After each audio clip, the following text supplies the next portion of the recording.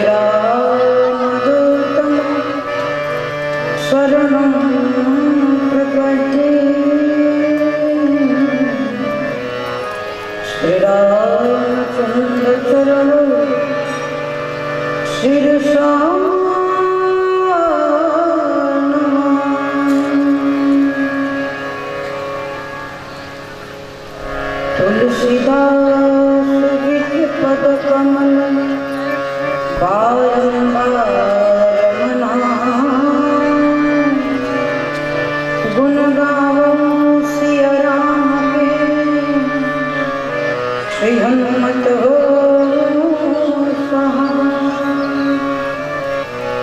श्री राम कथा रस रसिक प्रभु शंभुनाथ हनुमान प्रेम सहित आसन धरहु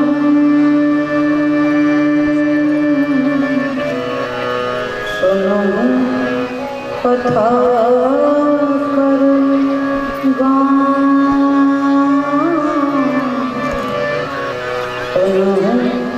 कथा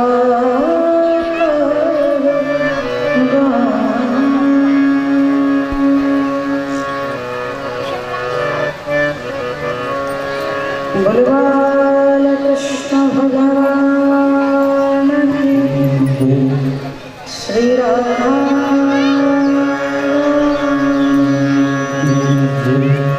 श्री रामचंद्र मानस भगवान श्री हनुमान महाराज लखन सिया राम भजपाल गोस्वामी तुलसीदास भवानी सद्गुरुदेव भगवान श्री अयोध्या श्री कनक बिहारी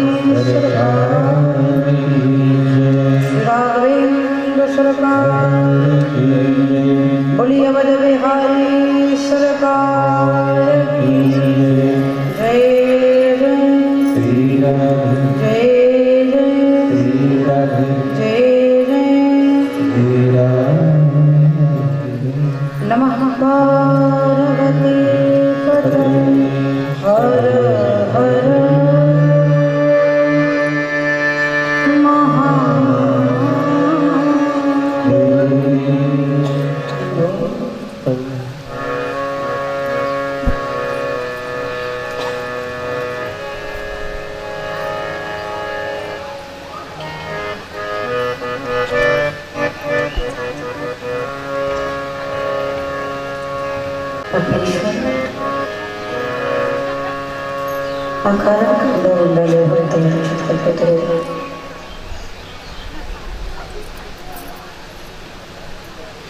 जगत जनता पालन करता राजा धीराज सच्चिदानंद स्वरूप यशोदा की छैया भगवान श्री श्याम सुंदर के चरणों में प्रणाम। भगवान के प्यारे प्याला में शक्ति किश्वरी श्री राधारणी के चरणों में प्रणाम। संत बलवंत श्री हनुमतलाल महाराज के चरणों में दंडवत। सीताराम महाराज के चरणों में प्रणाम। बहुत भगवान भोलेनाथ के चरणों में प्रणाम।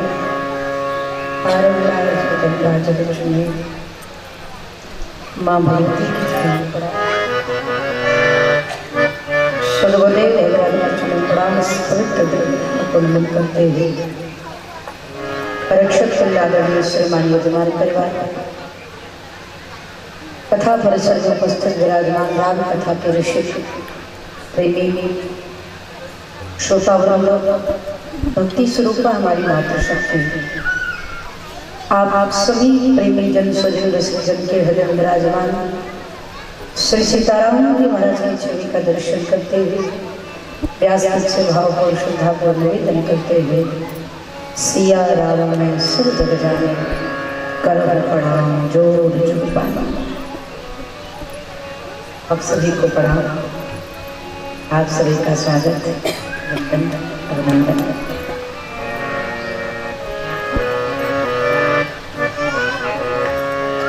भगवान श्री राघवेंद्र सरकारी की सन्निकट बैठ के श्री रामचरितमानस ये पावन कथा का अवगाहन करने हेतु आज हम आप कथा के द्वितीय दिवस में उपस्थित हैं। श्रद्धा और विश्वास के प्रतिबोध को भगवान विष्णु मैया भवानी के पाणी ग्रहण संस्कार की कथा पान करें। से पूर्वाइए परमात्मा के नाम के मौका पर विराजमान होकर के भगवान के लीला में हम प्रवेश करें। बड़े प्रेम के साथ, विभाव के साथ, बड़े ही श्रद्धा के साथ, मनसा वाचा कर्मणा, मन से वचन से कर्म से तीनों श्री ठाकुर जी के चरणों में अपने चित्त को लगाते हुए प्रेम के साथ, भाव के साथ। और भक्तवत्सल भगवान की, श्री हनुमान जी महाराज की प्रेम के साथ, बड़े भाव के साथ।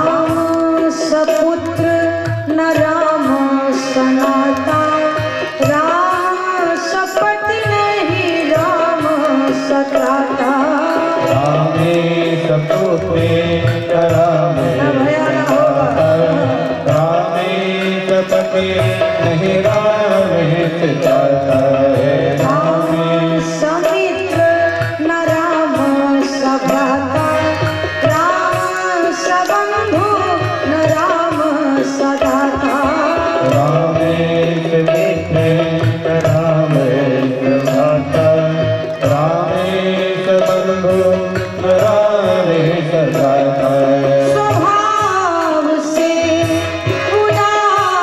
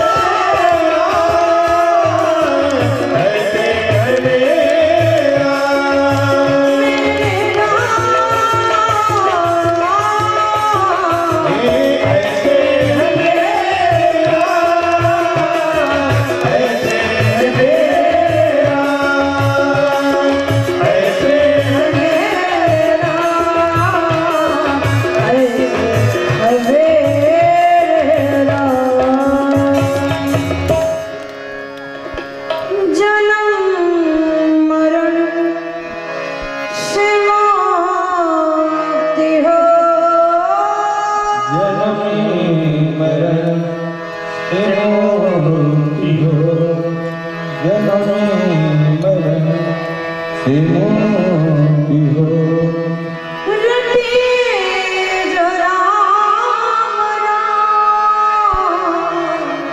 ऐसे है मेरे राम, ऐसे है मेरे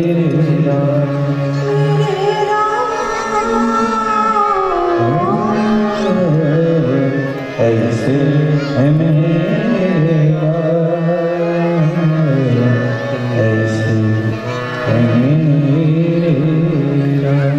बोलिए अवध बिहारी सरकार शेरम।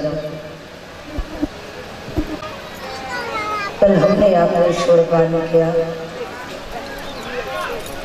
कहाँ लगी नाम बड़ा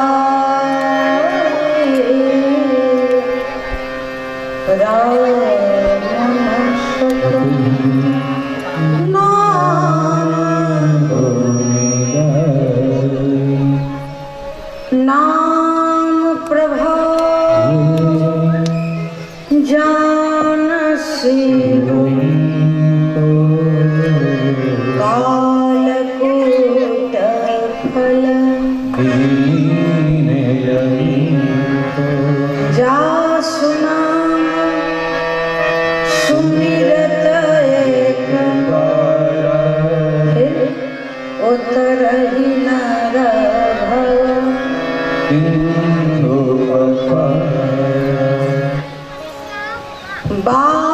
वाल्मीकि के जाप से निकलाया परिणाम।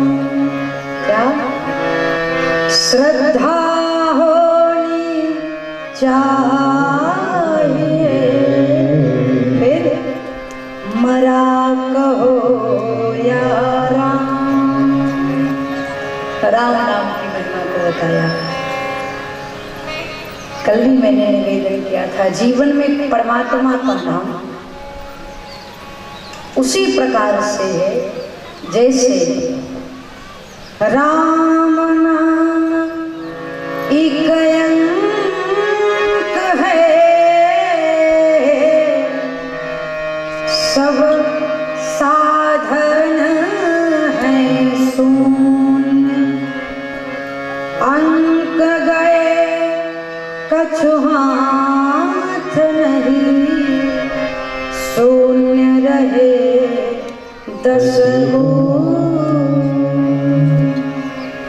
जिस प्रकार से बिना अंक लगे शून्य की महिमा नहीं बढ़ती, उसी प्रकार से साधन कितना भी हमको आपको प्राप्त हो जाए, बिना भगवान के नाम के जीवन निरस। ठीक उसी प्रकार से सियाराम,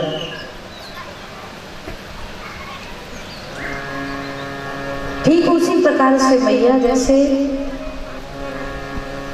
दूध डाल दो, चावल डाल दो, बढ़िया पंचमेवा डाल दो, खीर बन गई, लेकिन खीर का कोई स्वाद नहीं आएगा। क्यों? क्योंकि शक्कर तो डाले नहीं।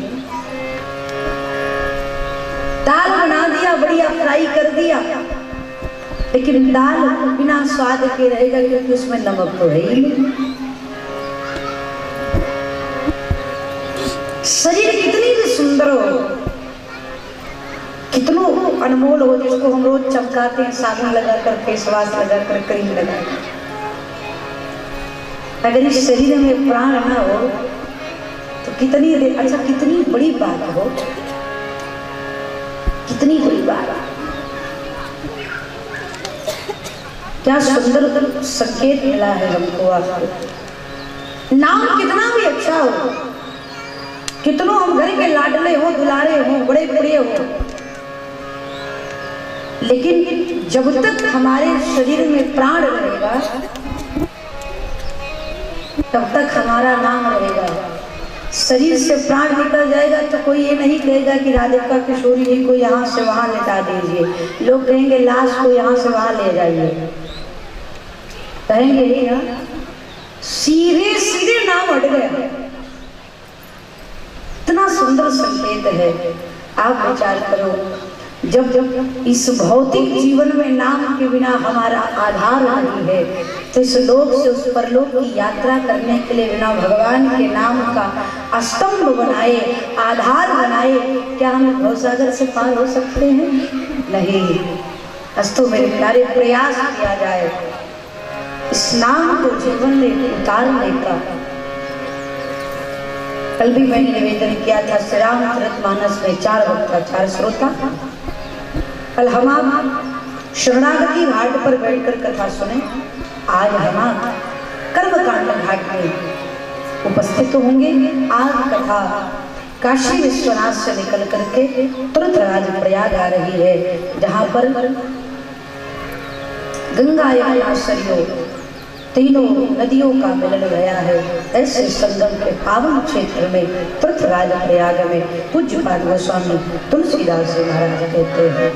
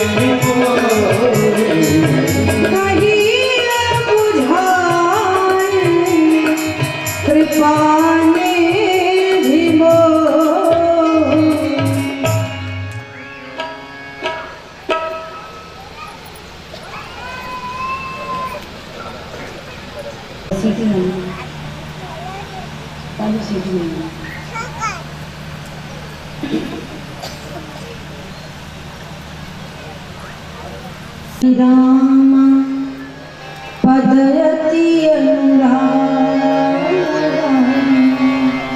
जीवन कैसे भरत जी का राम जी के चरणों में अनुराग है, कितना अति अनुराग। अनुराग नहीं, अति अनुराग एक शब्द है हमारे जीवन में, अति। ये अति जहां लग जाता है वहां पर बड़ी समस्या उत्पन्न कर देते हैं। लोग कहते अति कर दिया है, चाहे प्रेम में हो चाहे भोजन, अच्छा भोजन करो ठीक है, लेकिन अति भोजन कर लोगे तो क्या होगा? है बहुत भगवान से प्रेम करता है, बड़ा प्रेम है भगवान के चरणों में। इसलिए प्रेम भी कहाँ करना है, ये विवेकपूर्ण विचार करके तब किया जाए। तीन ही राम पद अति अनुराग। जी के जीवन में राम जी के प्रति अति अनुराग है। सुंदर आश्रम है। इसी आश्रम में रह करके राम जी की भजन किया करते थे। जैसे कि आप सब जानते हैं, प्रत्येक वर्ष तीर्थराज प्रयाग में भारत के कोने कोने से संत महात्मा आते हैं माघ क्षेत्र में, माघ मेला का दर्शन करने के लिए, संगम स्नान करने के लिए। एक बार सभी साधु संत आए, एक बार भरी मकर नहाए। सब मुनि शास्त्र सिधाए, सब चले गए, सब जा रहे थे। उसी बीच में बड़े से संत थे जिनका नाम है याग बलि। जीवन कैसा, जाग बलि परमा विवेक नहीं हो, परम विवेक। और आप कहो वक्ता वही श्रेष्ठ है जिसके पास बुद्धि के साथ साथ विवेक भी हो। अगर कोई बुद्धिमान वक्ता होगा तो सफल नहीं हो पाएगा। इसलिए बुद्धि के साथ साथ विवेकवान होना भी आवश्यक है।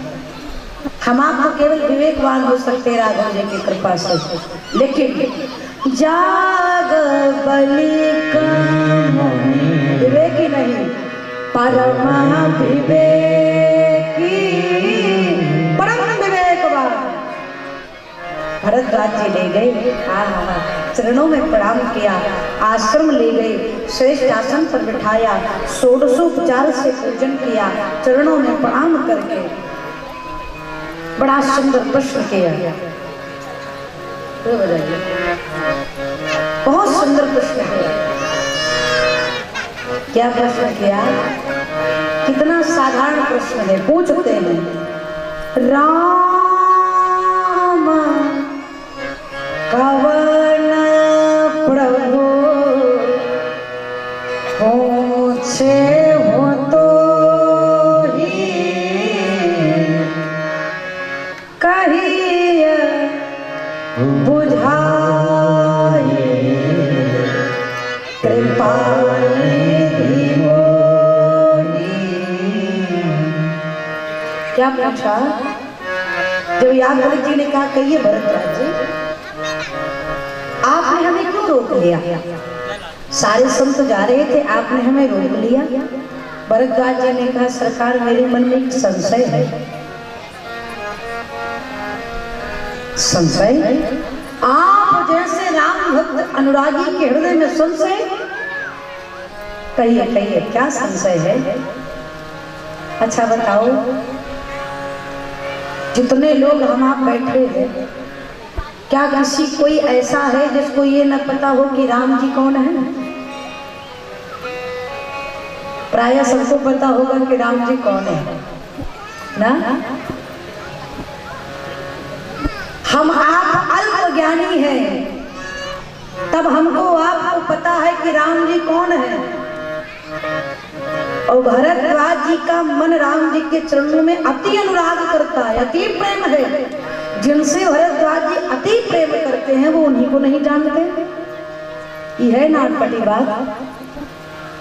इन्हीं राम पद अति अनुरागा, अति अनुराग है जिनके चरणों में, उन्हीं को पूछ रहे हैं, राम कवन प्रभु पूछे हो। जिनसे इतना मोहब्बत करते हैं, प्रेम करते हैं, स्नेह करते हैं, अनुराग करते हैं, उन्हीं को नहीं जानते। ये गड़बड़ है ना। और दूसरी पंक्ति में कहते हैं, कहिए बुझाए कृपा निधि मोहि। बुझाना समझ रहे हो? भोजपुरी शब्द है। बुझाने का अर्थ है समझाना। समझाना। हमारे यहाँ जब बोलने लगते ना तो लोग कहते बुझला, मतलब समझे। अच्छा, कितनी सुंदर बात बाबा ने लिखी। यहाँ पर गोस्वामी जी ने ये नहीं कहा कि बताइए, कहना नहीं लिखा, बताना नहीं लिखा, बुझाना लिखा। भरद्वाज जी कहते कहिए बुझाई। बुझाने का अर्थ है समझाना। भरद्वाज जी मानो याज्ञवल्क्य जी से कहते हैं सरकार बताना नहीं है, समझाना है। बताने में समझाने में बड़ा अंतर है। बता दिए एक बार में कि ये इनका नाम है, इनके माई बाप का ये नाम है, ये काम करते हैं, इनसे इनका विवाह है, बात खत्म, ये बताना हो गया। लेकिन समझाने का अर्थ ये है कि जब तक मैं समझूं नहीं तब तक समझाइए। और मैं भी पहले से सोच कर रखा हूं कि मैं इतनी जल्दी समझने वाला, अगर समझूंगा नहीं तो कथवा सुनने को मिलती रहेगी हो, इसलिए समझूंगा ही नहीं। इसलिए कहते हैं कहिए बुझाए कृपा निधि मोहि, कृपा करके समझाइए। अब भरद्वाज जी की बातें सुनकर के याज्ञवल्क्य जी मुस्कुराए। भरद्वाज जी ने कहा सरकार एक बात और है। क्या? एक राम को मैं जानता हूं कि एक राम चक्रवर्ती सम्राट महाराज दशरथ के पुत्र राम, जिनका विवाह सीता जी के साथ हुआ, 14 वर्षों के वनवास लिए, जानकी का हरण हुआ, लंकापति रावण को मारे, उन राम को मैं जानता हूं। तो प्रभु मेरा प्रश्न ये है कि प्रभु सोई राम की अपार को जाहि जपत त्रिपुरार, सत्यधाम सर्वज्ञ तुम कहाँ विवेक विचार। प्रश्न कितना अद्भुत। भरद्वाज जी कहते एक राम को मैं जानता हूं, दशरथ नंदन राम। लेकिन मेरा प्रश्न ये है कि ये तो अयोध्या के राम जी हैं, एक राम को शिव जी भजते रहते हैं, तुम पुनि राम राम दिन रात्रि, साज मंगल मंगल राशि, दिन रात भगवान शिव राम राम जपते रहते हैं। प्रभु मेरा प्रश्न ये है कि ये दोनों राम एक हैं या फिर अलग अलग है? अयोध्या वाले शिव जी वाले राम एक हैं कि अलग अलग हैं? बस मुझे यही जानना है। भरद्वाज जी की बातें सुनकर के याज्ञवल्क्य जी मुस्कुराए। कहते हैं कि आप जानबूझ करके अज्ञान बन रहे हैं, मूढ़ बन रहे हैं। भरद्वाज जी मानो निवेदन के साथ कहना चाहते हैं सरकार, जब तक हिया का डिपार्टमेंट खाली नहीं होगा कथा रखूंगा कहाँ? क्या हो? अगर किसी पात्र में कुछ रखना है, किसी बर्तन में दूध को रखना है, तो पहले बर्तन को खाली किया जाएगा, धुला जाएगा, स्वच्छ किया जाएगा, तब तो दूध रखने का अधिकारी होगा। उसी प्रकार से हमारा मन है, हमारा हृदय है, पहले हमको आपको हम ज्ञानी हैं, इस विकार को हमको आपको अपनी विवेकता से साफ करना पड़ेगा। और जब हृदय खाली हो जाए तब चकाचक राम जी की कथा को हृदय में विराजमान करिए। देखिए, सुनता वही है जो सुनने के लिए आया होता है, समझता वही है जो पहले से सोच कर रखा रहता है कि देवी जो समझाएंगे समझ जाऊंगा। लेता वही है, ग्रहण वही करता है जो पहले से सोचा हो कि जा रहा हूं, कथा में जो बताया जाएगा उसको जीवन में उतारने का प्रयास करूंगा। भरद्वाज जी पहले से ही मन में बनाकर रखे कि प्रभु की कथा को सुनना है। तो भरद्वाज जी की बातें सुनकर के याज्ञवल्क्य जी कहते हैं आप पहले व्यक्ति नहीं हैं जो आपके मन में राम जी को संशय को लेकर संशय गया है। तो बोले महाराज इसके पहले किसको संशय गया? तो भरद्वाज जी से याज्ञवल्क्य जी कहते हैं अरे ऐसे संशय की भवानी, ठीक तुम्हारी तरह ही संशय एक बार मैया पार्वती को गया। तो बोले फिर उनकी बीमारी को किसने ठीक किया? बोले तब महादेव तब कथा बखानी,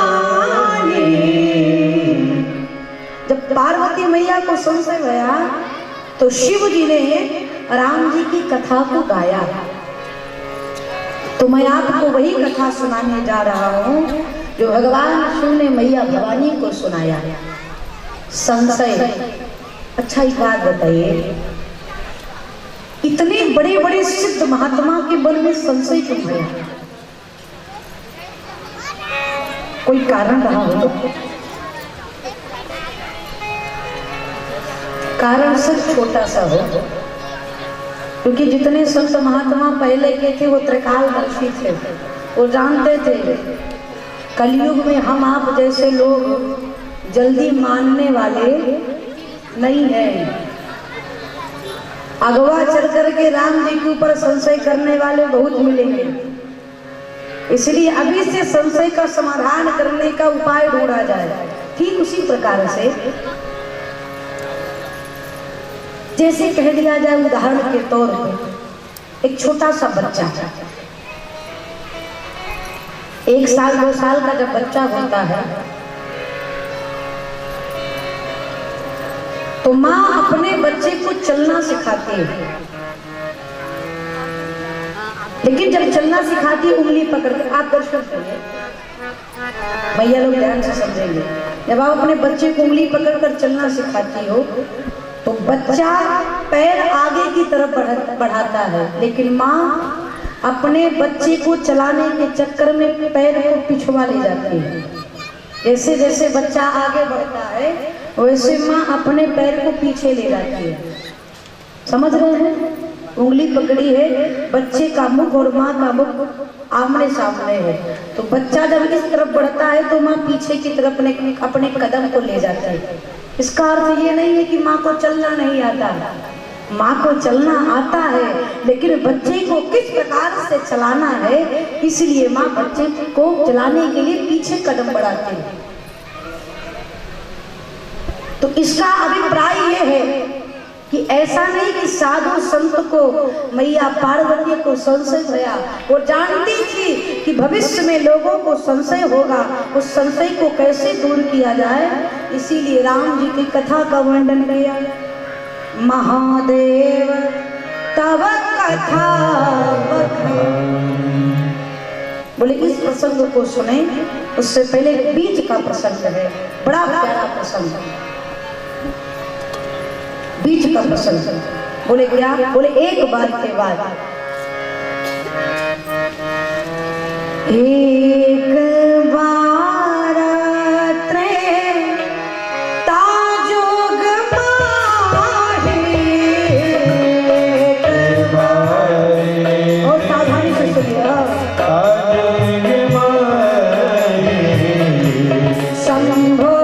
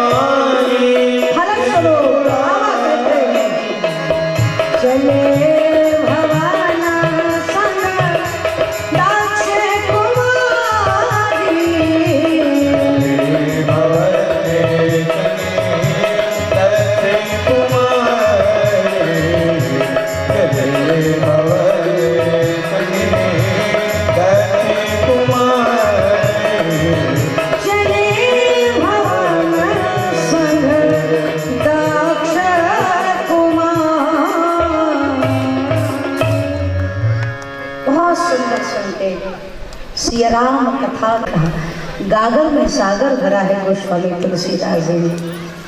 एक चौपाई का इतना अद्भुत वर्णन किया है भगवान ने, इतना अद्भुत भाव दिया है, जरा दर्शन करिए। एक बार के बाद त्रेता युग में भगवान शिव कैलाश पर्वत से नीचे उतर करके मृत लोकों में कैलाश से नीचे आए। कितना सुंदर संकेत है। जिस राम कथा को सुनने के लिए पूरा गांव इकट्ठा नहीं हो पा रहा है, उस राम कथा को सुनने के लिए शिव जी कैलाश से नीचे आ गए हैं। पूरे गांव के लोग सोचेंगे अभी 5 दिन है, आराम से चल। आज लोग 2 दिन कहते रहे, 2 दिन कथा में क्या बताएंगे, कुछ नहीं। अब बताओ हम मूर्ख हैं? 2 दिन कथा नहीं होती। जरा विचार करिए, जिस कथा को सुनने के लिए गांव हमारे इकट्ठा नहीं हो पाता, उस कथा को सुनने के लिए शिव जी कैलाश पर्वत से नीचे उतरे। किसी ने भगवान शिव से कहा कि आपको राम जी की कथा सुनने के लिए नीचे उतरना पड़ा, मृतलोक में कैलाश पर्वत छोड़कर नीचे आना पड़ा। शिव जी ने कहा बहुत सारे लोग आते हैं नीचे, कई लोग स्वर्ग से, वैकुंठ से, साकेत से नीचे धरती पर इसलिए आते हैं आसक्ति के कारण, लेकिन मैं कैलाश से नीचे आसक्ति के कारण नहीं, राम जी के भक्ति के कारण जा रहा हूं। शिव जी नीचे उतरे। शिव जी कौन है? कृपा सिंधु शिव परमाया गाधा। बहुत सुंदर संकेत, गंभीरता से समझिएगा। भगवान शिव कौन है? कृपा सिंधु, सिंधु का अर्थ है सागर। भगवान शिव कृपा के सागर हैं। और कहाँ जा रहे हैं कथा सुनने के लिए? कुंभज ऋषि पाही, अगस्त ऋषि के पास। अगस्त ऋषि को कुंभज कहा गया है, अर्थात अगस्त ऋषि का जन्म घड़े से भया है ना, घड़े से प्रकट भये। आप जरा विचार करिए बुद्धिवानी से कि भगवान शिव सागर हैं और एक सागर घड़े के पास आ रहा है कथा सुनने के लिए। अटपटा है ना? एक सागर समुद्र घड़े के पास आ रहा है कथा सुनने के लिए। किसी ने शिव जी से कहा आप इतने विशाल होकर के घड़े के पास आ रहे कथा सुनने के लिए? बोले भैया वो घड़ा साधारण नहीं है, कि वही घड़ा है जो पूरे समुद्र को पी गया था, इसलिए हम साधारण व्यक्ति के पास नहीं जा रहे। और घट का पुत्र है, घट का अर्थ है हृदय, घट का अर्थ है हृदय, हृदय का पुत्र है भाव। जब तक आप अपने प्रभाव को भूल करके, भाव को धारण करके राम जी की कथा नहीं सुनेंगे, तब तक कथा समझ में आने वाली नहीं है। प्रभाव को भूल जाइए। जीवन में जब मैं कभी कथा पंडाल में जाती हूँ ना, तो मैं कथावाचिका राधिका किशोरी हूँ, इसको पंडाल के बाहर छोड़ देती हूँ। भूल जाती हूँ कि मैं कथावाचिका हूँ। ना ना ना ना, हम तो एक श्रोता है। वक्ता का भाव तभी तक जगता है जब तक इस व्यासपीठ पर बैठे रहते हैं, क्योंकि मेरा कर्तव्य है, ये मेरा धर्म है। यहाँ से उतरने के बाद फिर वक्ता नहीं रह जाते, फिर तो हम भी आपके जैसे हो जाते हैं। कहूँ आपको, जब तक प्रभाव को भूल करके भाव को नहीं लाओगे, तब तक राम जी की कथा मिलने वाली नहीं है। अच्छा देखो ना, कोई बढ़िया पद प्रतिष्ठित वाले व्यक्ति, डीएम आवे, एसओ आवे, पुलिस दरोगा, जो भी दुनिया भर का जो भी होते हैं, ये जब आते हैं ना तो फॉर्मेलिटी के लिए आते हैं। 10 मिनट आएंगे, लिस्ट देंगे नाम का अपना, मैनेजर साहब नाम बोलेंगे, आएंगे, पट्टा पहनेंगे, 100 रुपया चढ़ाएंगे, चले जाएंगे। क्योंकि श्रोता बनकर के नहीं आए हैं, भाव लेकर के नहीं आए हैं। प्रभाव मैं ये हूँ, ये बनकर के आए, सम्मान पाए, जय सिया राम। अगर भगवान की कथा को प्राप्त करना है तो शिव जी की तरह और भाव को कैलाश पर्वत पर छोड़ दीजिए और भाव को लेकर कथा पंडाल में पधारिए। कृपा सिंधु शिव परमयगा। शिव जी कथा सुनने की, अच्छा किसी ने कहा कि अगर आपको कथा सुनना ही था शिव जी, तो आप कैलाश पर्वत पर अगस्त्य ऋषि को बुला लेते, नीचे उतरने की क्या जरूरत है? बोले ये राम कथा गंगा है, अगर कथा जल का पान करना है तो नीचे बैठ करके अंजल लगाना ही पड़ेगा। हाँ, नल से पानी गिर रहा है, नल से पानी गिर रहा है, नल के ऊपर बैठकर पानी पी सकते हो क्या? नल से गिरते हुए पानी पीने के लिए आपको नल के निचवा हाथ लगाना पड़ेगा हो, तभी तो पानी मिलेगा ना। उसी प्रकार से कथा है, यहाँ बैठकर कथा नहीं सुन सकते, कथा तो यहीं बैठकर सुनोगे ना। हम कथाकार हमारे कपार पर बैठोगे तो कथा समझ में आई कहा है? नहीं ना। कथा तो शिव जी कहते हैं कि राम जी की कथा को पीना है, सुनना है, जीवन में ग्रहण करना है तो नीचे तो उतरना ही पड़ेगा। शिव जी कैलाश पर्वत से नीचे उतरे, अगस्त्य ऋषि के आश्रम में गए। अकेले नहीं, संग सती जग जननी भवानी, जगत जननी जगदम्बा मैया सती के साथ। जब सती और शिव अगस्त्य ऋषि के आश्रम में पहुंचे तो जैसे अगस्त्य ऋषि ने देखा भगवान शिव आ गए, लगे नाचने हो, चरणों में प्रणाम किया, साष्टांग लेट गए। अब जैसे अगस्त्य ऋषि जी शिव जी के चरणों में प्रणाम किया तो बगल में शिव जी के मैया सती खड़ी थी। मैया सती को संशय हो गया, क्या ये कौन कथावाचक है हो, कौन वक्ता है? हम हैं श्रोता, ये है कथावाचक।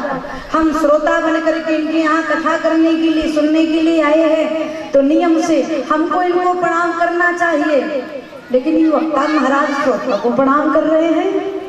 इसका मतलब ये है कि कथावाचक को ज्ञान थोड़ा कम है। दुनिया में यही परिस्थिति खराब है। अगर हम विनम्रता से किसी के सामने सर झुका लिए, संस्कार है किसी श्रेष्ठ के सामने सर झुकाना, तो अधिकतर लोग यही समझते हमारे डर के मारे सर झुका ले। क्यों? आप उनके आधा बाबा लगते होगा जो तुमको सर झुकाएंगे, इसके संस्कार में है हो। विनम्रता जीवन का श्रेष्ठ आभूषण है, विनम्र रहना चाहिए। और अगस्त्य ऋषि ने श्रोता समझ करके प्रणाम नहीं किया, पूजे ऋषि अखिलेश्वर जान, अखिलेश्वर जान करके प्रणाम किया। लेकिन मैया सती को संशय हो गया। मैया सती बोला ये कथा नहीं सुना पाएंगे। फलस्वरूप हो अगस्त्य ऋषि जी ने कथा कही, राम कथा मुनि वर्ज बखानी, परंतु सुनिय महेश परम सुख। भगवान शिव केवल कथा सुने, सुनिय महेश, केवल भगवान शिव ही कथा सुने। सती मैया वहां बगल में बैठी रही, बस शरीर से उपस्थित थी, मन से नहीं। और कथा संकेत करती है, कथा में आते तो बहुत लोग हैं लेकिन रहता कोई कोई है। शरीर से उपस्थिति दर्ज कराना ये हमारे विवेक को नहीं जागृत करेगा मेरे प्यारे। शरीर के साथ साथ मन को भी पंडाल में रखने से ही हमारा विवेक जागृत होगा, कथा समझ में आएगी। तो मैया का मन कथा में नहीं था। सो सुनिए महेश परम सुख माने, भगवान शिव ने कथा सुनी। सुनने के बाद भगवान शिव ने विमल भक्ति अगस्त्य ऋषि को प्रदान किया। प्रदान करके मुनि सन विदा मांग त्रिपुरारी, चले भवन सन दक्ष कुमार। आईना दिखाया है बाबा ने हम लोगों को, दर्पण हो, शीशा। क्या सुंदर संकेत। आई सती मैया किस लिए? कथा सुनने के लिए। कथा नहीं सुनी। जब कथा सुनने के लिए आ रहे थे तो संग सती जग जननी, जगत जननी जगदम्बा मैया भवानी कहकर संबोधित किया। आई, कथा को तिरस्कृत कर दिया, कथा नहीं सुना। तो कथा नहीं सुना तो भया क्या? चली भवन संग दक्ष, सारा पद छीन लिया हो, सारा। उदाहरण में किसी और को नहीं, मैं अपने आप को कहूँ। आप बताइए, अगर हम राम जी की कथा, कृष्ण जी की कथा ना गाते होते तो क्या ऐसे श्रद्धा से आप लोग मुझे सुनते? अरे कोई अइबे नहीं करता पास में हो। किसी से कह देते भैया 1 रुपया की दवाई खरीद दो, तो कह देता अभी बहुत बिजी हूं। कोई मदद नहीं करता, कोई नहीं सुनता। लेकिन ये राघव जी की कृपा है। भगवान की कथा गाते गाते उनकी इतनी कृपा हो गई, इतनी कृपा हो गई कि लोग बड़ी आस्था और बड़े प्रेम से मुझे सुनते हैं। मुझे क्या सुनते हैं? अगर मैं अपनी कहने लगूं तो 2-4 मिनट में पंडाल खाली हो जाएगा, लेकिन ये तो भगवान की कथा सुनते हैं ना। हम तभी तक हमारा अस्तर है, तभी तक जब तक भगवान के नाम का स्तंभ जीवन में लगा है, भगवान के नाम का आधार जीवन में लगा है। चाहे हम हो चाहे आप हो मेरे बहन, पद हो प्रतिष्ठा हो, मुझे कौन पूछता था? तेरी बंदगी से पहले मैं बुझा हुआ दिया था, तेरी बंदगी से पहले। जीवन में अगर कुछ उपलब्धि प्राप्त करनी है ना, भगवान से जुड़ा जाए, ईश्वर से जुड़ा जाए। मैया सती से सब कुछ छीन लिया, पद प्रतिष्ठा, चले भवन संग दक्ष कुमारी। अच्छा कहो, जब सती मैया शादीशुदा थी तो कुमारी कहलाती थी। सौभाग्यवती नारी को कुमारी कहते हैं क्या? हाँ? नहीं कहते ना। कुमारी तो नहीं को कहा जाता जिनका ब्याह हुआ ना भया हो। जिनका विवाह हो जाता उनके आगे तो श्रीमती यही सब लगता है ना। लेकिन यहाँ पर लिख दिया चली भवन संग दक्ष कुमारी। क्यों? मानो कह दिया जाए भगवान शिव भी सती मैया का उसी समय ही त्याग कर दिए हो। क्यों? शिव जी कहते हैं जो मेरे राम का नहीं वो मेरे काम का नहीं। मैं जीवन में उसी से संबंध बनाता हूँ जो मेरे राम से जुड़ता है। आहा, इधर कथा की अवहेलना करके कह दिया जाए, तिरस्कृत करके मैया सती शिव जी के साथ चली। भगवान शिव आ रहे थे इसी दंडकारण्य में। नासिक के पास एक वन है जिसका नाम है दंडकारण्य। इसी दंडकारण्य में राम जी सीता जी के वियोग में व्यथित थे। रावण हरण करके ले गया था ना। तो राम जी पूछते हैं, हे खग मृग हे मधुकर श्रेय तुम देखी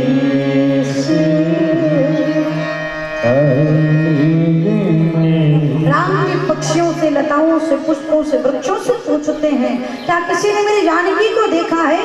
अगर किसी ने मेरी जानकी को देखा हो तो बता दो मुझे उसका। कहाँ है मेरी सीता? राम जी एकदम नर के समान, मनुष्यों के समान हमारी आंखों की भांति रुदन कर रहे हैं। जो कथा सुन करके आ रहे थे तो शिव जी को लगा कि जिनकी कथा सुनकर के कान धन्य भय है, इसी वन में वो लीला कर रहे हैं। अगर जिनकी कथा सुने हैं अगर उनका दर्शन हो जाए तो कनवा के साथ साथ अखियों धन्य हो जाए। क्यों ना दर्शन कर लिया जाए हो। आहा, शिव जी मैया सती के साथ आए दूर से। क्यों? जानते हैं कि राम जी गुप्त रूप अवतार लिए हैं, लीला कर रहे हैं। राम जी को रोता हुआ देख करके शिव जी लगे नाचने। क्यों? शिव जी ने सोचा कि मैं तो अभी तक मुझे लगता था कि भगवान मर्यादा पुरुषोत्तम है, लेकिन आज पता चला राम जी लीला पुरुषोत्तम भी। कितना सुंदर रो रहे हैं, अब रोता भी कोई सुंदर है क्या? हो कोई सुंदर रोता है क्या? कोई रो रहा हो उसके पास जाकर के आप बड़ा सुंदर रो रहे हैं। अच्छा हाँ, एक चीज और होता है, जैसे कोई रो रहा हो और उसी समय उसके पास कैमरा वाले भैया पहुंच जाए। जैसे कैमरा सामने जाएगी ना, रोने का मुंह ही बदल जाएगा, कहीं फोटो ना खराब आ जाए, इसलिए तुरंत चेहरा चेंज हो जाएगा। तो शिव जी राम जी को देखकर रो रहे हैं, क्यों? और राम जी रो रहे हैं, शिव जी हंस रहे हैं, क्यों? क्योंकि शिव जी सोच रहे हैं, आहा हा, राम जी अभी अभी लगभग 12 बज रहे हैं, इस समय नहीं उस समय की बात कर रहे हैं जिस समय शिव जी ने राम जी को देखा। शिव जी सोचते हैं 12 बज रहे हैं, राम जी अभी अभी रुदन कर रहे हैं, थोड़ी देर बाद लगभग 1-2 बजे तक सबरी मैया की कुटिया में जाएंगे, फिर पंपा सरोवर पहुंचेंगे, वहां पर मैं शंकर स्वयं हनुमान बन करके जाऊंगा। और आज ही वो शुभ दिन होगा जिस दिन राम और हनुमान जी का सुंदर मिलन होगा, तो राम जी से मिलन होगा, या सोच करके भगवान शिव नाच रहे हैं। सती मैया ने देखा, हे भगवान, क्यों? आहा, ये संसार एक सुंदर मंच है, यहाँ पर परमात्मा ने सबको सुंदर सुंदर किरदार आया है। हम लोग अपने अपने अभिनय को कर रहे हैं। राम जी का उस समय था अभिनय रोने का। राम जी सीता जी के लिए इतना रोए थे कि आंसू की धारा बन गई थी कपोल पर। तो जब राम जी को रोता हुआ देखा तो लगभग 2-3 घंटे बाद नारद जी ने सोचा चलकर प्रभु को समझा दूं कि माता जी मिल जाएंगे, प्रभु आप इतना मत रोइए। 2 घंटे बाद जब नारद जी आए तो राम जी लक्ष्मण जी के साथ किलकारी मारकर हंस रहे थे, जोर जोर से हंस रहे थे। नारद जी आकर देखे तो चकाचौंध हो गए, प्रभु मैं तो आपके पास आ रहा था कि आप रोना बंद कर दीजिए, आप हंस रहे थे। राम जी ने कहा उस समय मैं पर्दे पर था, भी पर्दे के पीछे किरदार खत्म हो गया हो, हमेशा थोड़ी रहूंगा, वो रोल था, कर रहा था। राम जी ने राम जी को रोता हुआ दूर से शिव जी ने देखा, देख करके हाथ जोड़कर प्रणाम करते हुए कहते हैं, जय सच्चिदानंद जग पावन, जय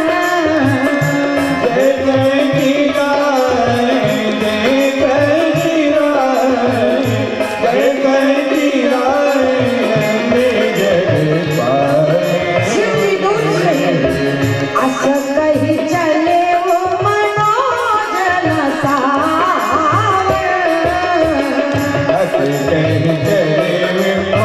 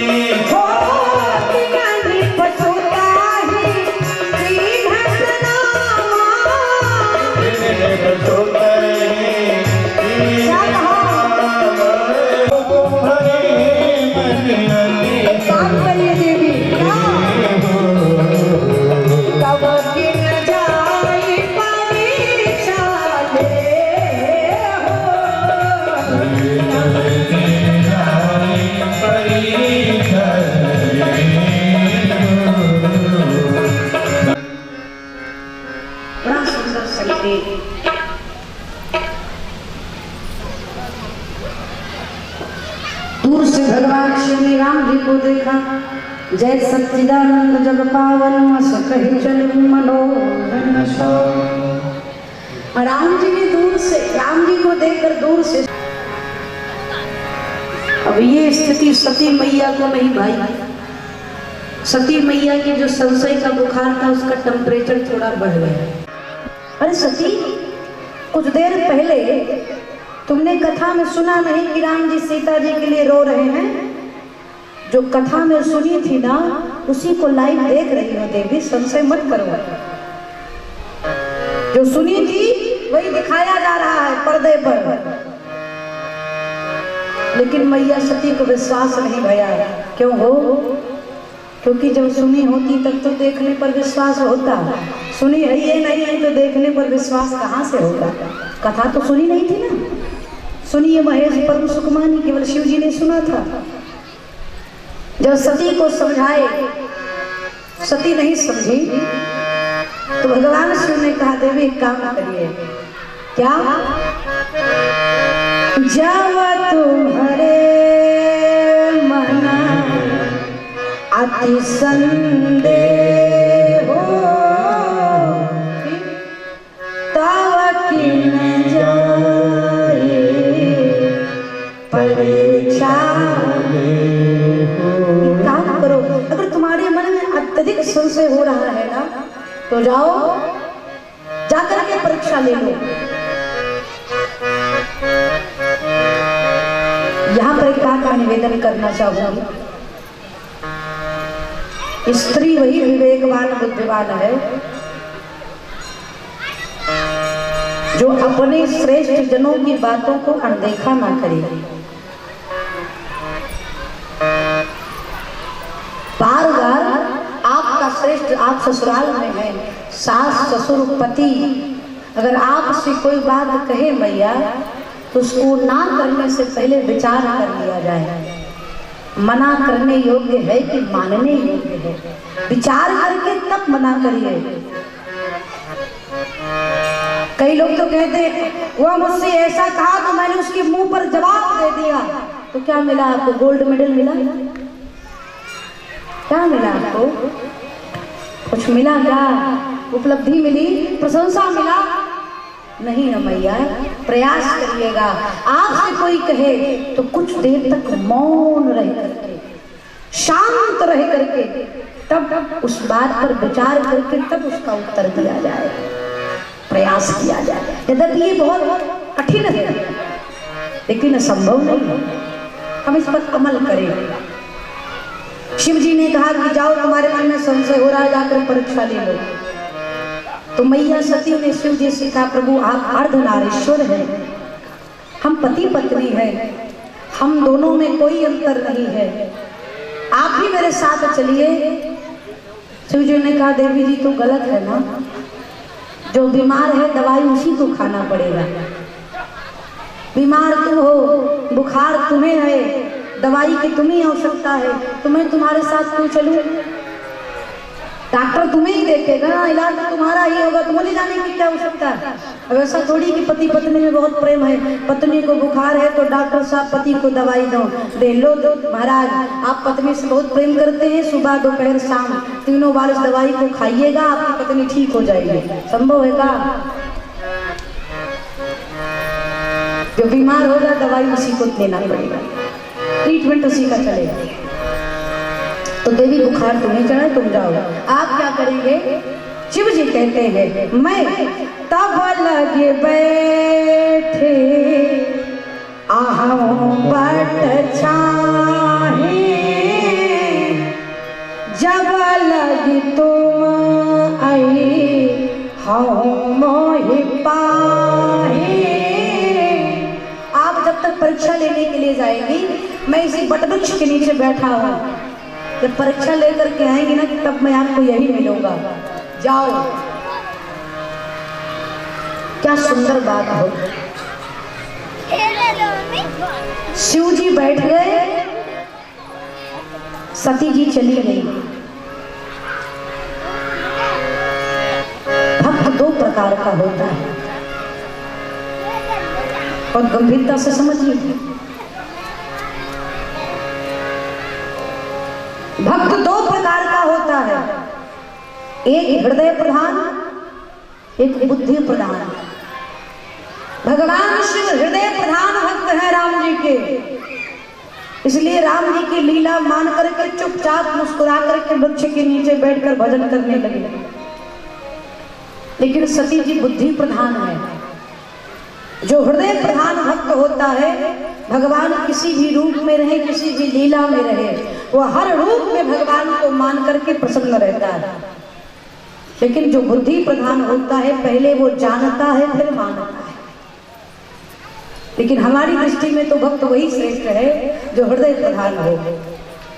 चाहे मान कर जानिए और चाहे जानकर मानिए।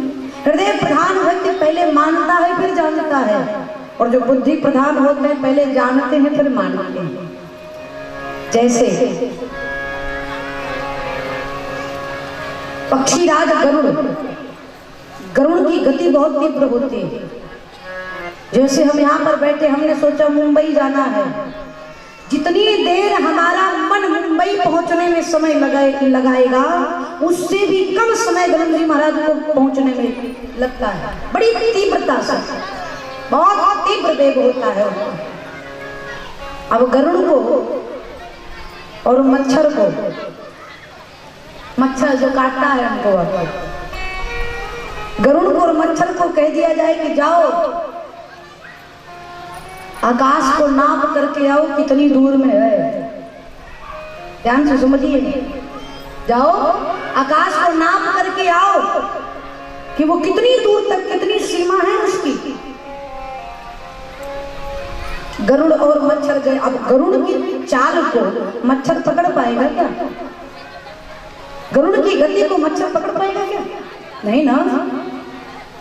मच्छर गया 2-4 मिनट, आधा घंटा इधर उधर घूमा, देखा कि जब आकाश का और छोर कुछ दिखाई नहीं दे रहा है, प्रारंभ और अंत नहीं समझ में आ रहा है, तो मच्छर आएगा और कह देगा भाई देखो आकाश बहुत विशाल है, इसका और छोर कुछ समझ में नहीं आए, अनंत है, तो चुपचाप वो बैठ जाएगा।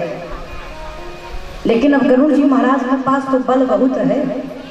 जब बिना वो हाथ पैर पटके मानेंगे थोड़ी, बिना अपने बल को दिखाए जाएंगे, 2-3 घंटे भ्रमण करेंगे तीव्रता के साथ। 2-4 घंटे भ्रमण करने के बाद जब उनको आकाश का और छोड़ समझ में नहीं आएगा, जब अंत समझ में नहीं आएगा, तो 3 घंटा बाद पसीना पोंछते हुए आएंगे और कहेंगे देखो बहुत खोजा, लेकिन आकाश का और छोड़ समझ में नहीं आया। समझे? जो मच्छर 20 मिनट में बता दिया, वो गरुड़ जी 3 घंटा बाद बता रहे हैं। काहे? क्योंकि मच्छर के पास बल कम था, इसलिए चुपचाप मान लिया कि आकाश अनंत है।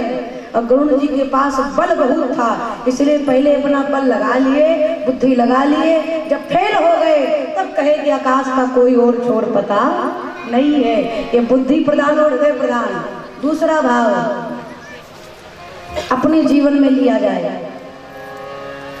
हमारे कमरे में 2 वस्तु होती है, एक लाइट, एक पंखा। बोर्ड में बटन लगी है,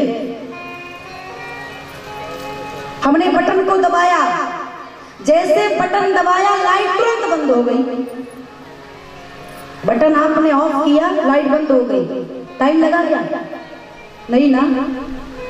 लेकिन उसी छत पर अगर पंखा लगा है और आपने पंखे को बंद किया, दोनों बटन साथ में दबाए, लाइट का दबाए तो लाइट तुरंत बंद हो गई। लेकिन अगर पंखे को बंद करना चाहोगे तो बटन दबाने के बाद पंखा बंद होने से पहले 10-12 बार पहले चक्कर काटेगा, फिर एक जगह पर रुकेगा, है कि नहीं? बटन दबाने के बाद तुरंत नहीं रुकता है ना, उसके बाद भी 2-4-10 बार घूमता है। बिना घूमे वो बंद होने वाला नहीं। कथा संकेत करती है जो बुद्धि प्रधान, जो हृदय प्रधान भक्त होते हैं वो बल्ब के समान होते हैं, तुरंत तो मान लेते हैं भगवान को। लेकिन जो बुद्धि प्रधान होते हैं बिना चक्कर काटे भगवान को मानने वाले नहीं है। 10-12 बार चक्कर काटेंगे फिर भगवान को मानेंगे।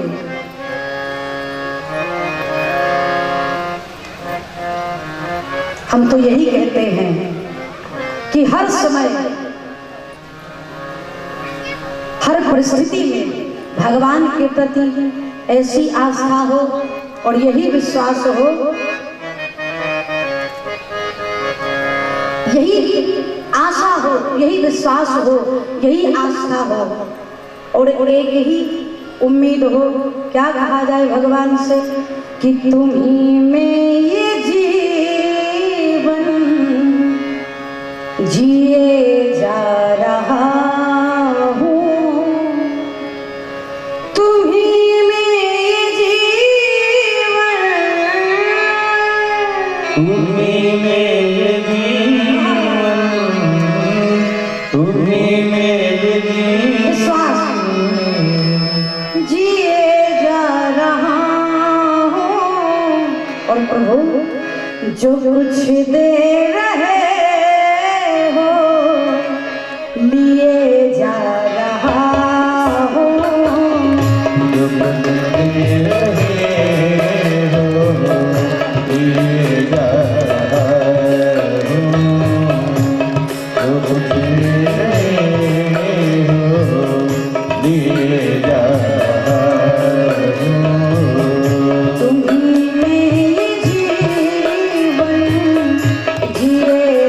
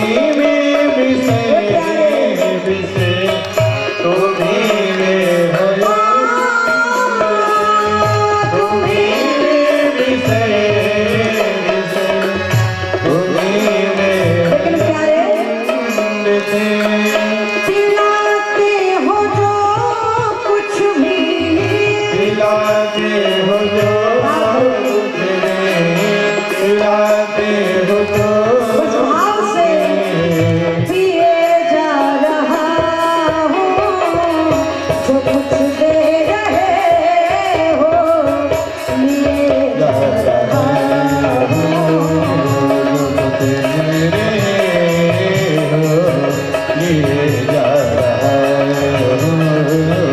जो कुछ दे रहे हो लिए जा रहा तुम्हीं मेरे जीवन तुम्हीं मेरे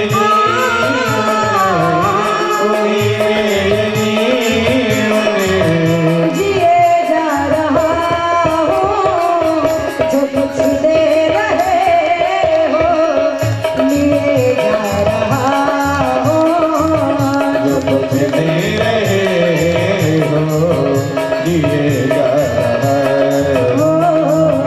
जो कुछ दे रहे हो लिए जा रहा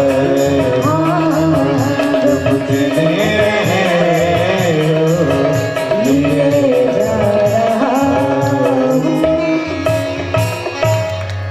पिलाते हो जो कुछ भी पिलाते हो जो कुछ भी पिलाते हो जो अरे बस पिए जा रहा हूँ तुम्हीं मेरे जीवन जिए जा। सो महाराज प्रणाम करके जब लौटने लगे तो मार्ग में राम जी ने अपने सुंदर स्वरूप सीताराम जी की युगल छवि का दर्शन कराया। दर्शन करने के बाद सती मैया भयभीत हो जाती हैं और भ्रम में पड़ जाती हैं। तब डर के मारे नेत्र बंद कर लेती हैं कि मुझे ये छवि न दिखे। लेकिन एक बात कहूं, दिन में नेत्र बंद करने से सूर्यास्त कभी नहीं होता। जैसे बिल्ली को आते देख कबूतर ये सोचे कि बिल्ली मेरे पास आ रही है, मुझे खा जाएगी, तो डर के मारे क्या कर लेगा, अखियां बंद कर लेगा। सोचेगा हम बिल्ली को नहीं देख रहे हैं, कोई बात नहीं, हम बिल्ली को नहीं देख रहे लेकिन बिल्ली तो हमको देख रही है। आओ नेत्र बंद करने के बाद सूर्यास्त नहीं होता है। सती मैया ने नेत्र बंद कर लिया, नेत्र खोला तो भगवान की छवि का दर्शन हुआ। पूर्ण भावे समर्पण लेकर के शिव जी के पास पहुंची। सोच रही है जा रही हूँ, सब जाकर के बाबा को सच सच बता दूंगी। क्या सुंदर संकेत है, गई समीप महेश तब। जैसे सती मैया शिव जी के पास पहुंची, शिव जी हंसी पूछी लीन परीक्षा पवन विधि देवी कहूँ। जैसे सती मैया शिव जी के पास पहुंची, गई समीप महेश तब शिव जी हंसी पूछी कुशलात। हंस करके शिव जी ने कहा हाउ आर यू, क्या हाल है देवी जी तुम्हारी, कुशल तुम पूछ रहे हैं। बीमार है ना सती जी, संशय का बुखार चढ़ा है, पता नहीं बुखार उतरा की ओर बढ़ गया।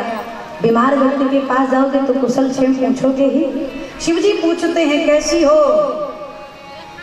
फिर पूछा परीक्षा लिया कि लिया नहीं लिया, ये नहीं पूछा, लीन परीक्षा कवन विधि, वो मुझे विधि बताओ। और देखो कहे वो सत्य, सत्य कहिएगा, झूठ नहीं बोलिएगा। क्यों? अपने आप को बचाने के लिए व्यक्ति 100 झूठ बोलता है। वो तो देवी देखो तुम अगर गलती की हो तो झूठ का सहारा मत लीजिएगा, कहे वो सत्य सर्वा सत्य कहिएगा। मैया सती मानो बोलना चाहती है सत्य, लेकिन राम जी की माया बुलवा नहीं रही है। वो माँ बोल पड़े स्वामी कछु न परीक्षा दीन गोसाई, कछु न परीक्षा दीन गोसाई, कछु न परीक्षा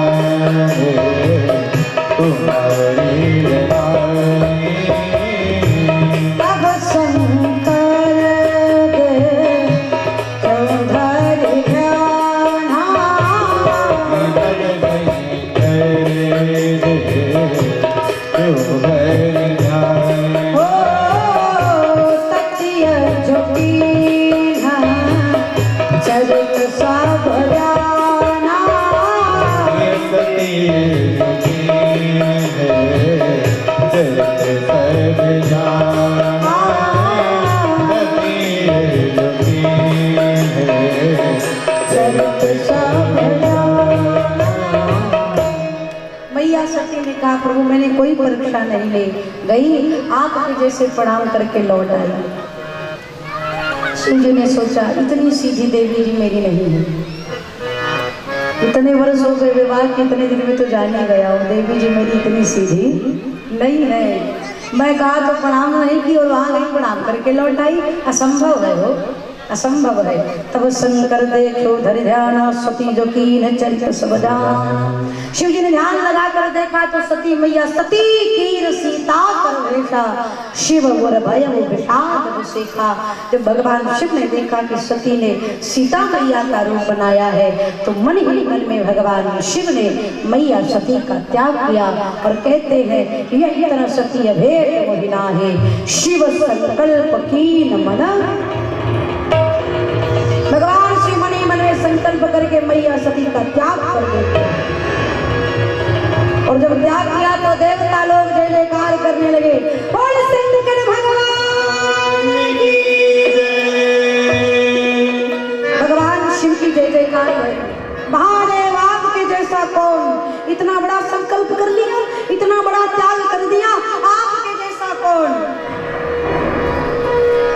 ये मत सोचेगा कि मनुष्य ही गृहस्थ जीवन में आग लगाते हैं, देवता भी लगाते हैं।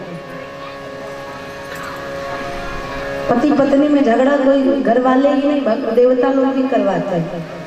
शिव जी ने अगर मन में सती का त्याग कर दिया था तो देवताओं को ढिढोरा पीटने की क्या जरूरत है भाई, है?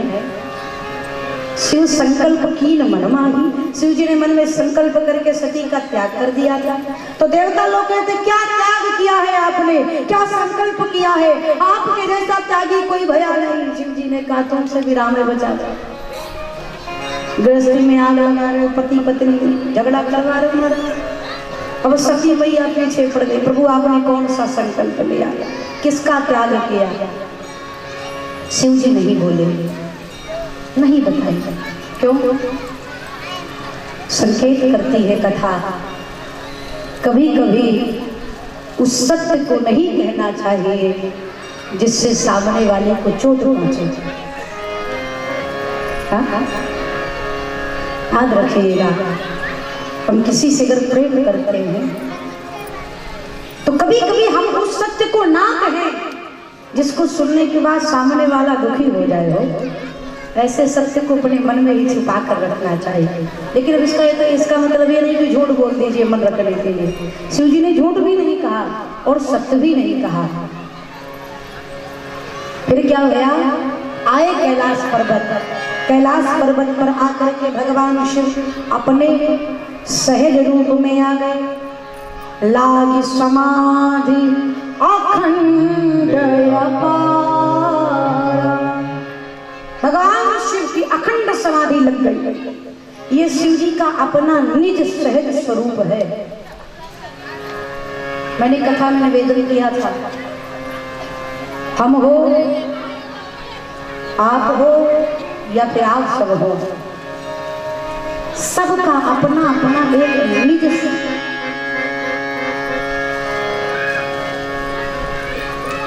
सबका अपना अपना एक निज स्वरूप होता है, एक वास्तविक रूप होता है अपना, हमारा, आपका, सबका। अब आप कहेंगे देवी जी कब पता चलेगा कि मेरा वास्तविक रूप है? आपको नहीं कहूंगी, मैं अपने आप को कहूंगी। मैं यहाँ पर बड़ी बड़ी बात कर रही हूँ, राम जी की चर्चा कर रही हूँ,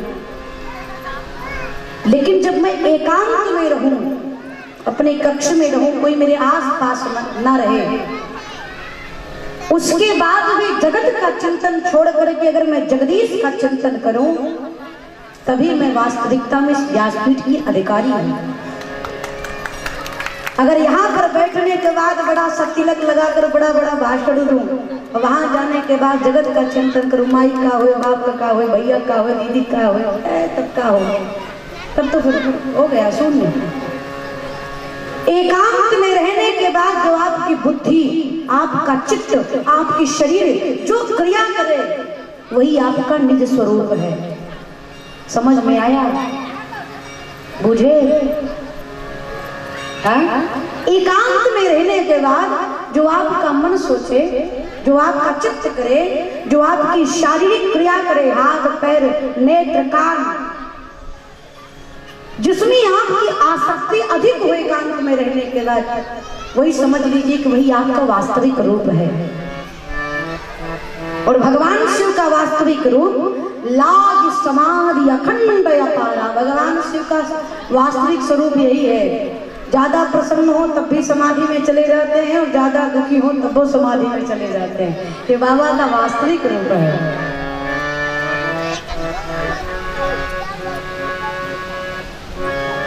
भगवान शिव की समाधि कितने दिन की लगी? 87,000 वर्ष तक। कथा संकेत करती है शिव जी ने सती का त्याग किया है।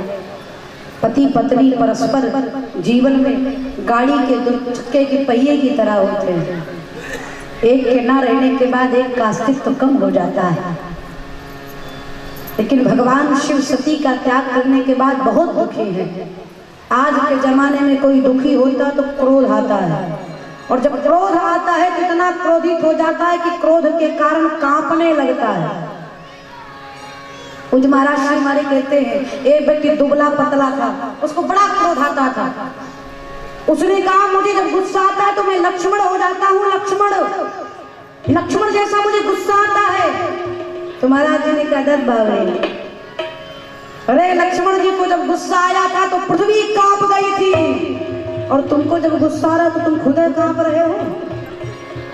तुमको कहां से लक्ष्मण बन जाओगे हो? लक्ष्मण जी को क्रोध आया तो पृथ्वी कांप गई थी। तो आपको कहूं भगवान शिव का अद्भुत चरित्र है। भगवान शिव जब दुखी हुए ना तो मौन हो गए। क्यों? जीवन में कभी कभी हमारी समस्या का समाधान मौन हो जाने से मिल जाता है। कभी कभी चुप रहना हमारे लिए बड़ा सिद्ध साबित हो जाता है। कभी कभी मौन रहने से बिगड़ी बात बन जाती है, और कभी कभी ऐसा भी होता है कि ज्यादा मौन हो जाने से बनी बात भी बिगड़ जाती है। लोग कहते बड़ा घमंडी हो गए, बोलबे नहीं करता है, संबंध टूट जाएगा। इसलिए कब बोलना है, कितना बोलना है और कब नहीं बोलना है, इस परिस्थिति पर विचार करके तब अपने मुख को खोले। शिव जी समाधि में बैठे 87,000 वर्ष बाद मौन खुला। जागते ही राम नाम शिव सुमिरन लागे, जाने वो सती जगत पति जाए। भगवान शिव जगे हैं, राम राम का उच्चारण किया है।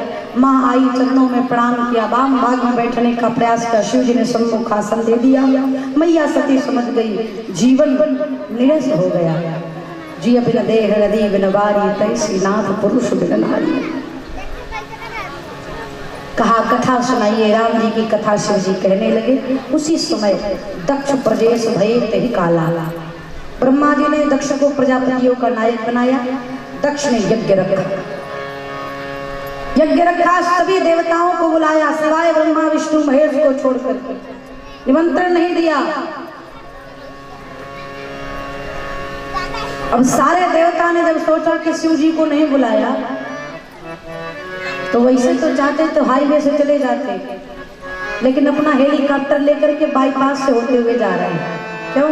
बाईपास से जब जाएंगे तो शिव जी का घर पड़ेगा। तो सती जी को दिखा दो कि उनके पिताजी उनको नहीं बुलाए लेकिन हमको बुलाए। हाँ?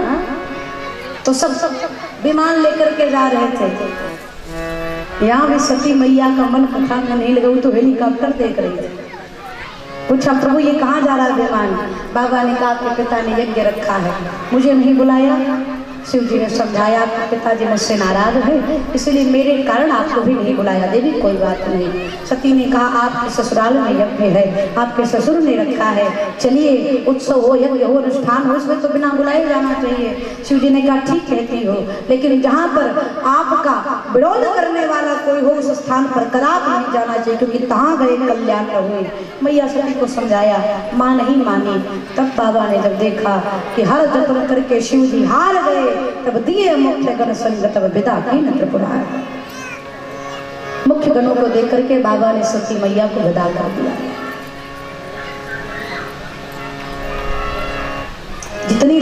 कथा सुन रहे, लगभग 1-1.5-2 घंटे हो गए। 2 घंटे से जितनी बार कथा सुन रहे उतनी बार केवल यही भया कि शिव जी सती को समझा ही रहे थे, लेकिन एक बार समझी का ना समझने का कारण यही है कि इस दशा पर आ गई और आज सती का शिव जी ने त्याग कर दिया। इसके बाद भी शिव जी के समझाने पर नहीं समझी। क्यों? ये हमारा आपका स्वभाव, ये तो माँ की लीला है। बाबा जाने क्यों भया ऐसा, जगत को दिखाने के लिए, शिक्षा देने के लिए मैया भवानी ने ऐसा लीला की। उनको प्रणाम करते हैं, लेकिन ये हमारे आपके स्वभाव में होता है। हम आप पहले से ही सोच कर रखे रहते हैं कि माई बाप कितनों समझाएंगे, हम माता पिता की बात समझने वाले नहीं हैं। पहले से सोच लेते हैं हम अपने श्रेष्ठ की सुनेंगे ही नहीं, अपने श्रेष्ठ की बात को समझेंगे ही नहीं, और जो नहीं समझता वही गड्ढे में गिरता है। इसलिए समझने का प्रयास किया जाए। सती मैया मुख्य गणों के साथ पहुंचे, मायके में पहुंची। इधर पति ने त्याग कर दिया है, ससुराल छूट गया, बचा क्या? मायका। लेकिन जब मायके में पहुंची ना, तो नगर वासियों ने सती को देखकर मुंह घुमा लिया। क्यों? दक्ष ने कहा है किसी शिव और सती कोई भी आए तो कोई उनसे बात नहीं करेगा। सती को लगा कि नगर के लोग हैं, कभी अपने कभी पराये बन जाते हैं, लेकिन मेरे मायके वाले, मेरी बहन, मेरे माता पिता, देखिए दुख का कारण यही है। मैं हमेशा कहती हूँ दुख का कारण मेरे आपके यही है। किसी से अधिक अपेक्षा करना ही दुख को निमंत्रण देना होगा। हम किसी से उम्मीद ही ना करें।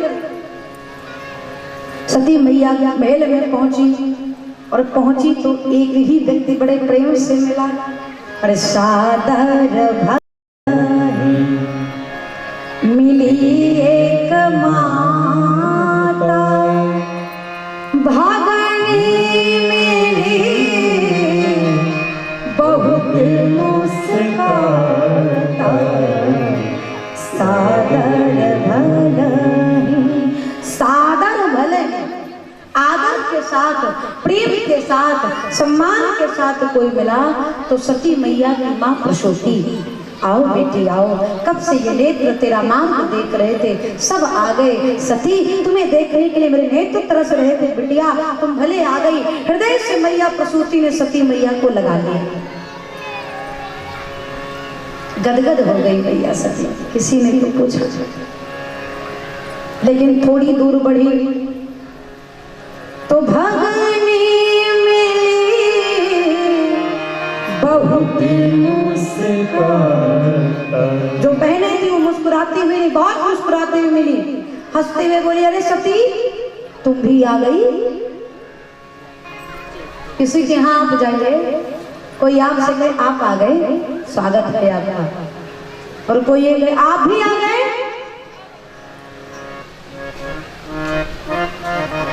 आप आ गए, स्वागत है, आप भी आ गए। इसका मतलब क्या है? वो अलार्म बजा रहा, क्यों आ गए? हमने तो नहीं बुलाया था। बहनें बहुत मुस्कुराती, बिना बुलाए आ गई देवी। सती घर में तुम्हारी जगह पर होती तो कभी बिना बुलाए नहीं आती। पिताजी ने नहीं बुलाया फिर भी आ गई, लाज नहीं आती। अब जब मैया सती ने देखा तो भगनी मिली बहुत मुस्कुराता, तिरस्कार हो रहा है, लेकिन माँ को एक उम्मीद है, कोई बात नहीं, माँ तो मुझे गले से लगाई है, अगर पिताजी भी मुझे देखेंगे तो प्रसन्न हो जाएंगे। गई यज्ञ मंडप में, जाकर देखा, चारों तरफ नजर घुमा कर देखा, कतहु नदीक शंभ कर भागा, कहीं भी भगवान शिव का स्थान नहीं देखा। मैया सती के नेत्र से मानो क्रोध की लालिमा बरसने लगी, क्रोध के मारे होठ फड़फड़ाने लगे। सहाय को संबोधित करते हुए जितने भी देवता बैठे थे, ऋषि बैठे थे, दक्ष बैठे थे, सबको ललकारते हुए मैया सती बोल पड़ी, सुनहु सभासद सकल मुनिंदा, कहीं सुनी जिन शंकर निंदा, तो फल तुरंत लाभ सब काहो, भली भात पछतावे पिता हो, संत शंभु श्रीपति अपवादा, सुनिय जहाँ कहाँ यश मर जादा।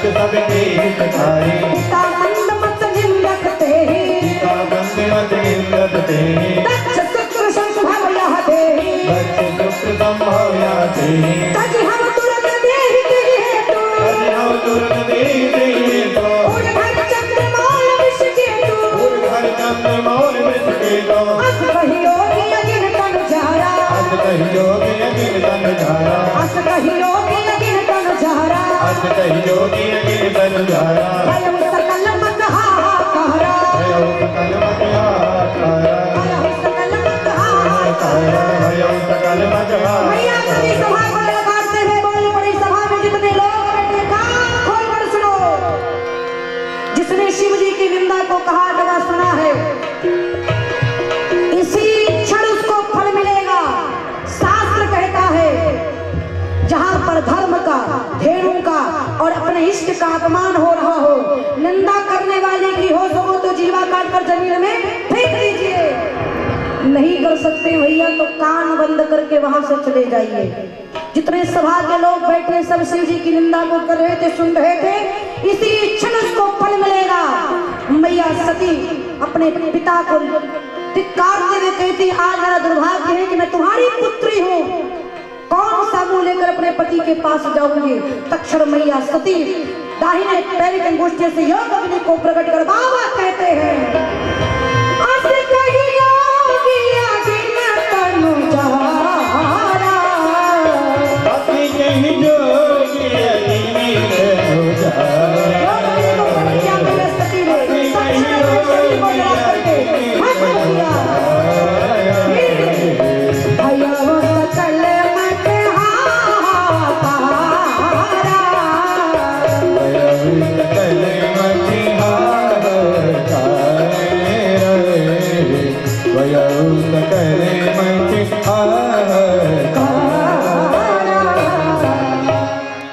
मैया सती ने योग अग्नि को प्रकट करके अपने आप को जला करके भस्म किया है।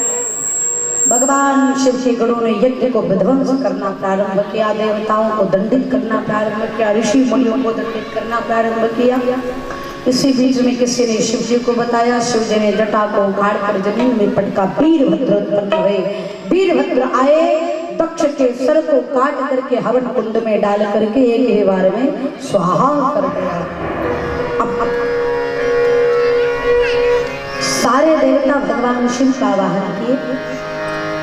शिव जी आए दक्ष के शरीर में बकरे का सर लगाए और बकरे का सर लगा करके यज्ञ को पूर्ण किया।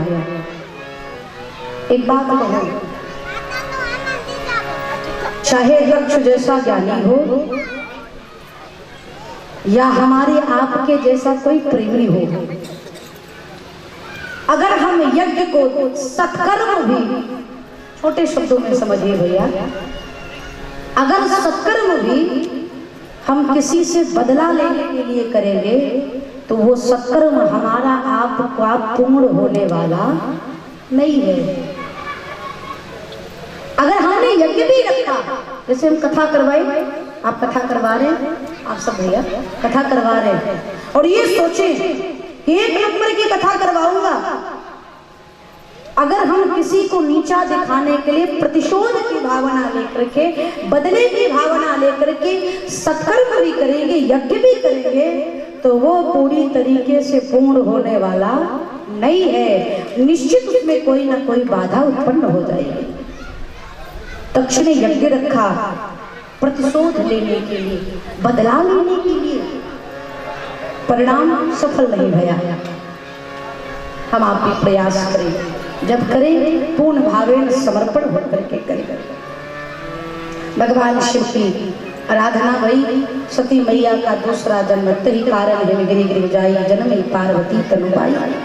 मैया सती राजा हिमांचल के यहाँ मैनावती के गर्भ से जन्म लेती हैं, नाम पार्वती पड़ता है।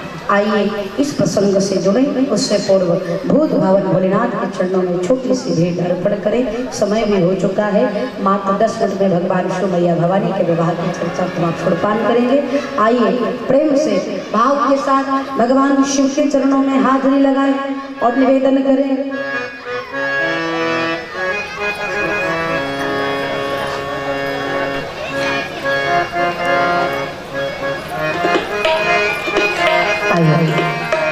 साथ, भाव के साथ, मस्ती के साथ भगवान शिव के चरणों में प्रार्थना करते हुए बोले, है धन्य तेरी माया जग में ओ दुनिया के रखवाले, शिव शंकर डमरू वाले, शिव शंकर भोले भाले, शिव शंकर डमरू वाले, शिव शंकर भोले भाले, शिव शंकर डमरू वाले, शिव शंकर भोले भाले।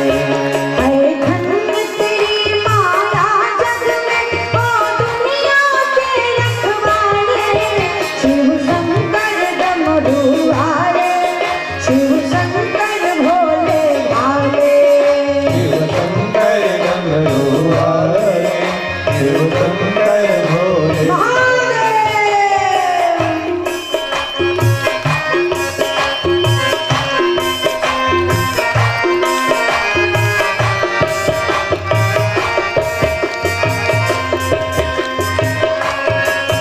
जो ध्यान तेरा धरे मन में, वो जग से मुक्ति पाए। हरि ओम, हरि ओम, हरि ओम, हरि ओम। अब सागर से उसकी नैया तूफान में पार लगाए। कमल में पार लगाए, संकट में भक्तों को बढ़कर तू भोले आप संभाले, शिव शंकर डमरू वाले, शिव शंकर भोले शिव शंकर डमरू वाले, शिव शंकर भोले भाले।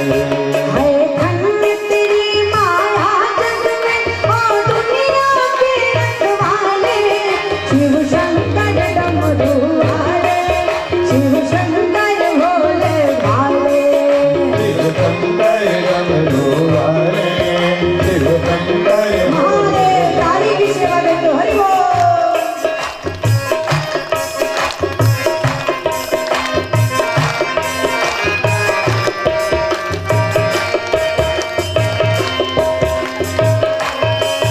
हाय कोई नहीं इस दुनिया में तेरे जैसा वरदानी, हरि ओम, हरि ओम, हरि ओम, हरि ओम। सुमिरन करते नाम तेरा, सब संत ऋषि मुनि ज्ञानी। तेरे शिव हरि, ना जाने किस पर खुश होकर तू क्या सीखा दे डाले, शिव शंकर डमरू वाले, शिव शंकर भोले भाले, शिव शंकर डमरू वाले, शिव शंकर भोले भाले, शिव शंकर डमरू वाले, शिव शंकर भोले भाले। है धन्य तेरी माया जग में ओ दुनिया के रखवाले। उठा लो एक बार दोनों हाथ मस्ती के साथ और बाबा से कह दो, है धन्य तेरी माया जग में ओ दुनिया भगवान की। बहुत सुंदर मैया